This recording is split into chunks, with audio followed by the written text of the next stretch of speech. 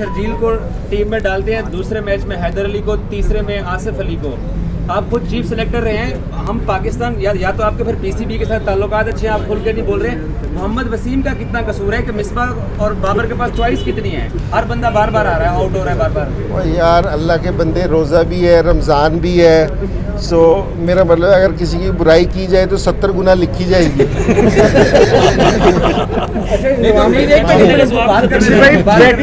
ठीक है ना?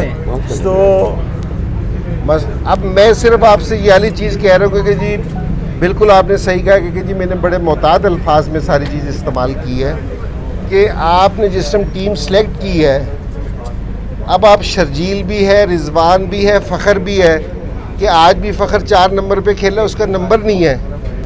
आपने एक ही नंबर के सारे प्लेयर सेलेक्ट कर लिए हैं। नीचे आपके पास मिडिल ऑर्डर के लिए आपके पास कोई है ही नहीं चीज़ कि जी शर्जील को आप खिलाना भी चाह रहे तो कहाँ खिलाएंगे? तो जिस टाइम टीम सेलेक्ट होती है ना तो उसका एक बैलेंस होता है, वो बैलेंस नहीं है हमारे पास क्योंकि जी हमारे पास ओपनर ही है। अब हम ये वाली बातें करने लग गए हैं कि हमें सरफराज को खिलाना पड़ रहा है मिडिल ऑर्डर में कि जी हमारे पास मिडिल ऑर्डर नहीं है। तो सिलेक्शन का कोई क्राइटेरिया है क्योंकि जी आप बैलेंस करके बनाते हैं, ये नहीं कि बनाते कि जी आप है ना 8 ओपनर ही रख दें। तो ये वाला बैलेंस करना पड़ेगा टीम को। तो ये बिल्कुल आपने सही बात कही है क्योंकि जी मैं बिल्कुल इस चीज़ पे हल्का हाथ रख रहा हूँ क्योंकि इस टीम में अगर आप महसूस करेंगे, क्रिटिसिज्म करने की बात नहीं है किसी को कि, लेकिन अगर आप देखेंगे तो इस टीम का बैलेंस नहीं है। तो जिसकी वजह से ना आपको कभी फ़खर को नंबर 4 पे खिलाना पड़ता है, सरफराज को बीच में डालना पड़ता है, कभी किसी ओपनर को आपको मिडिल ऑर्डर में खिलाना पड़ता है। तो ये थोड़ा सा बैठ के ना सिलेक्टर को भी, कप्तान को भी और कोच को भी ये बैठ के ज़रा इसको बैलेंस को ज़रूर ठीक करना चाहिए। मैं जितने भी ये सारे प्लेयर्स ने, आमिर ने भी किया है, शुएब ने भी किया है, सारों ने किया है, ठीक है। मैं नहीं कहता कि जी हमारी मैनेजमेंट में खामी नहीं होगी, हो सकता है कि जी हो भी सही, उनको भी मैंने कहा है कि जी सीखने का मौका मिलना चाहिए। लेकिन ये जितने ने भी खामियां बताई हैं, जिस समय ये टीम से बाहर हो गए फिर इन्हें खामियां नज़र आई हैं, खेलते हुए नज़र नहीं आई। क्योंकि जी तो अगर ये खेलते हुए कहते ना कि जी हमने इनके साथ नहीं खेलना या इनमें ये वाली खामी है, फिर कोई वर्थ भी होनी थी किसी चीज़ की। सो बिल्कुल ऐसी चीज़ नहीं होनी चाहिए। देखो पाकिस्तान की क्रिकेट है, कुछ चीज़ें अच्छी होती हैं, कुछ बुरी होती हैं। जो बुरी होती है उसको पिन पॉइंट करना चाहिए कि इसमें बेहतरी आनी चाहिए। ये नहीं है कि जिस सिस्टम को पूरे को लपेट देना चाहिए, ये कभी भी नहीं होना चाहिए। तो जो चीज़ बुरी हो रही है उसको कहना चाहिए कि उसको बेहतर करने की कोशिश करनी चाहिए। सो ठीक है, हम जिम्बाब्वे से हारे हैं, साउथ अफ्रीका से जीते भी सही, यहाँ भी थोड़ा सा क्रेडिट देना चाहिए टीम को। हाँ, लेकिन ये है कि इसके साथ हमारे पास काफ़ी सारी कमज़ोरियाँ हैं जिसको दूर करना चाहिए।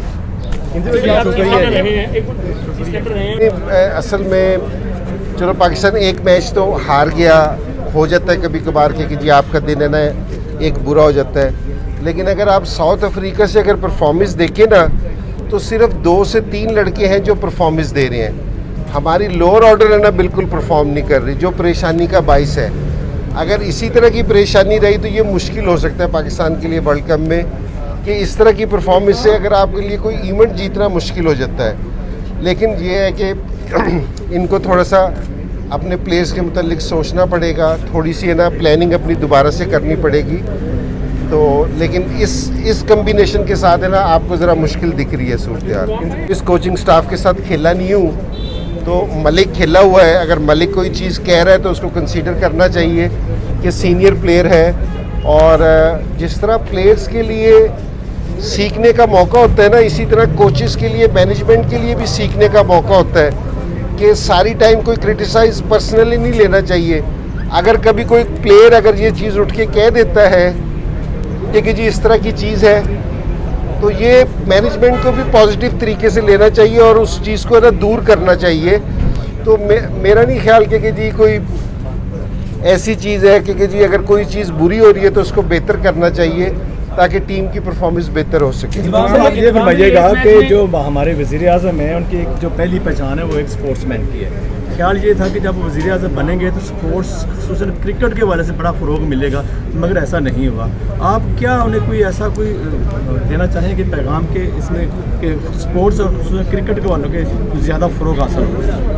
नहीं, असल में तो जो मर्ज़ी कह लें कि जी इमरान भाई की पहली तो क्रिकेट ही रहेगी, और वो कोशिश भी कर रहे हैं क्योंकि जी उन्होंने ऐसे लोगों को लेके आने की कोशिश की है कि जिनका बैकग्राउंड क्रिकेट से हो, कि जितना भी आया है कोशिश कर रहे हैं। अब इमरान भाई से आप कह लें कि जी उनका सारा फोकस सिर्फ एक क्रिकेट पे हो। अब वो वज़ीर आज़म है पाकिस्तान के, काफ़ी सारी और भी चीज़ें हैं, लेकिन इंशाल्लाह ये भी इसमें भी बेहतरी आएगी।